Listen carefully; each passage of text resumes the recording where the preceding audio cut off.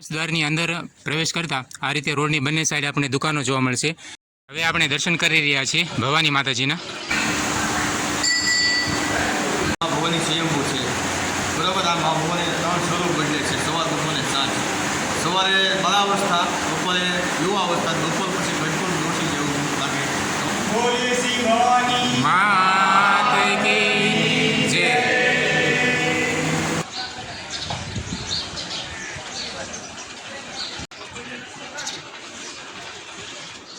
તો આ છે ભવાની માતાનું મંદિર અને બિલકુલ સામે નીચેની સાઈડમાં આ સુંદર સરસ મજાનો દરિયા કિનારો છે. નમસ્કાર, જય માતાજી મિત્રો, સ્વાગત કરું છું તમારું વિડીયોમાં. મિત્રો, અત્યારે હું છું ગુજરાતના મિની કાશ્મીર તરીકે ઓળખાતા મહુવામાં. અત્યારે નવરાત્રિ ચાલી રહી છે, તો દરિયાકાંઠે વસેલ ખૂબ જ સુંદર અને સરસ મજાનું ભવાની માતાનું મંદિર છે. તો આજે આપણે ભવાની માતાના દર્શન કરવાના છીએ અને સાથે હું આપને ભવાની માતાના ઇતિહાસ વિશે પણ જણાવીશ.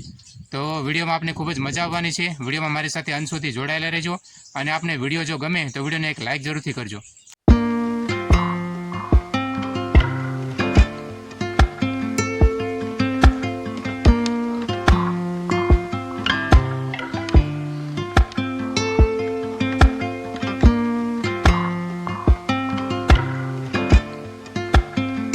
તો મિત્રો, આપણે ભવાની મંદિર પહોંચી ગયા છીએ અને આ છે પાર્કિંગ એરિયા.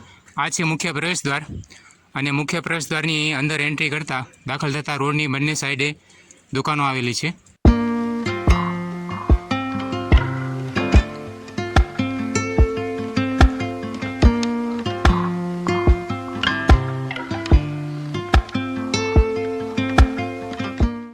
દ્વારની અંદર પ્રવેશ કરતા આ રીતે રોડની બંને સાઈડ આપણે દુકાનો જોવા મળશે. ત્યાં શ્રીફળ, સુંદડી, પ્રસાદ વગેરે દરેક વસ્તુ આપણે જોઈતી વસ્તુ અહીંથી મળી રહેશે.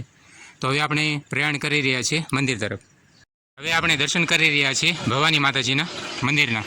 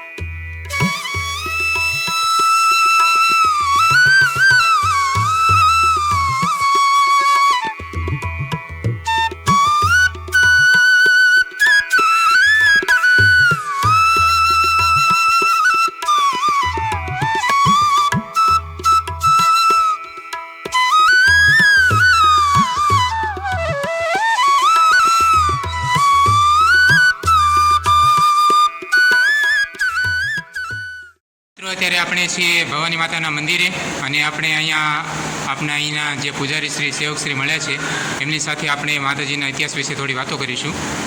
અહીંયા માતાજીની સ્થાપના કેટલા સમયથી છે અને ખાસ અહીંયા મંદિરે કયા દિવસો હોય છે ઉત્સવ માટેના?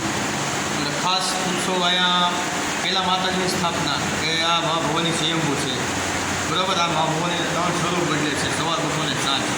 સવારે બાળાવસ્થા, બપોરે યુવાવસ્થા, બપોર પછી ભરપૂર ડોસી જેવું લાગે.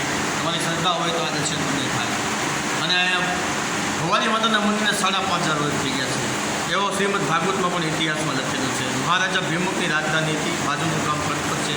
અત્યારે પહેલાં કુંદનપુર હતું. મહુવા છે એ મધુમાવતી નગરી હતું, એ અત્યારે મહુવા છે. અને આ ગંગાવતી નગરી હતું. મહારાજા ભીમુખના દીકરી રૂક્ષ્મણીજીનું વરણ અહીંથી શ્રી કૃષ્ણ ભગવાને કર્યું હતું. એનો ઇતિહાસ પણ છે. અને દર રવિવારે અહીંયા મેળો ભરાય છે અને દિવાળી પછીની આખો મહિનો અહીંયા ફૂલ ભીડ રહે છે. સરસ રીતે ઉજવે છે ભવાની માતાજીનો ઇતિહાસ છે આ. માત કી જય. તો મિત્રો આ રીતે કંઈક માતાજીના મંદિર સાથે ઇતિહાસ જોડાયેલો છે અને દરિયાકાંઠે ખૂબ જ સુંદર અને રળિયામણું મંદિર છે. તો આપ અહીંયા અચૂક એકવાર દર્શનાર્થે જરૂરથી પધારજો.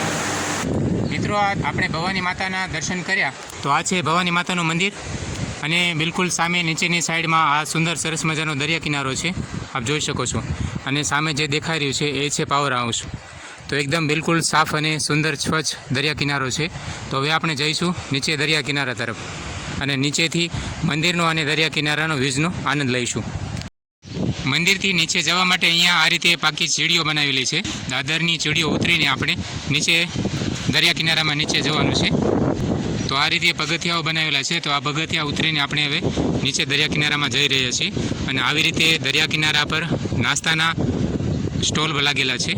આ દરિયા કિનારો ખૂબ જ સાફ, સ્વચ્છ અને સુંદર છે અને શાંત છે. તો આપ જોઈ રહ્યા છો આ રીતે કંઈક દરિયા કિનારો છે.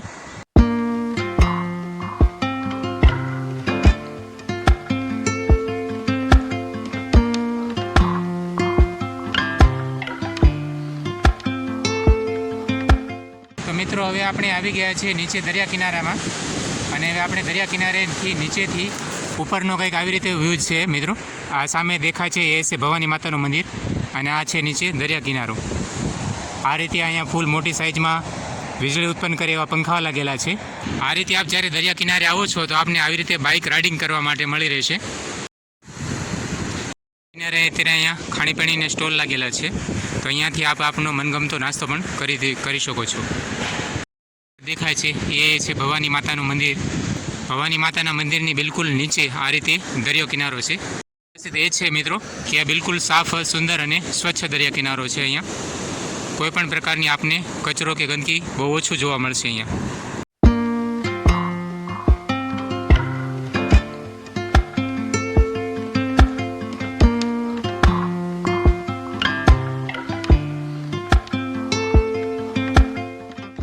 મિત્રો જે દરિયા કિનારાનો રિયલ અવાજ હોય છે એ કેવો હોય છે, એકવાર આપ એમને જે વેળ આવતી હોય છે, જે પાણીનો પ્રવાહ આવતો હોય છે, એ નેચરલી સાઉન્ડ એમનું કેવું હોય છે એ આપ એકવાર સાંભળો.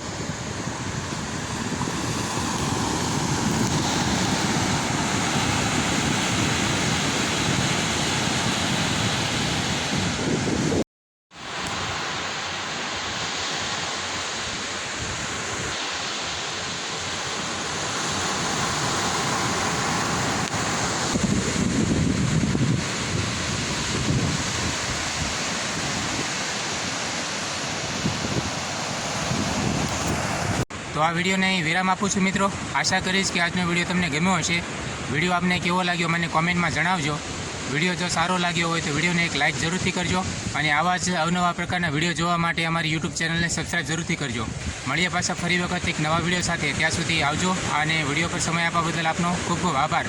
અને કોમેન્ટમાં જય માતાજી લખવાનું ભૂલશો નહીં. બાય બાય દોસ્તો.